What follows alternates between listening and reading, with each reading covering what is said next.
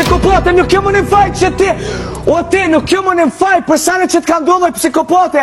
Mbrëmja e djeshme në Big Brother VIP Albania solli një përplasje të fortë mes Eglit dhe Gjestit, ku biseda e tyre shkaktoi edhe një reagim të ashpër nga Xuma Allushi.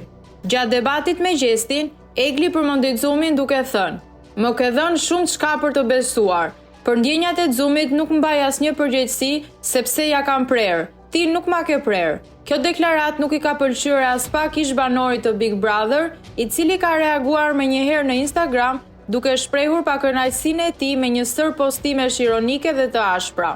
Në një nga Insta Story, Xumi shkruan: "Kur flasin shumë njerëz për dinjitetin, si të flas Lul Basha për matematikën." Ndërsa vazhdon më tej, i thon një shprehje: "Nuk e lan dot marmalatën me çaj jeshil. Mos ma përmendni më emrin Taksirat Nazuri Lemza." Më pas ai është drejtuar direkt Eglit, duke i kujtuar se Gjesti i kishte thënë hapur se nuk ishte ndjenja.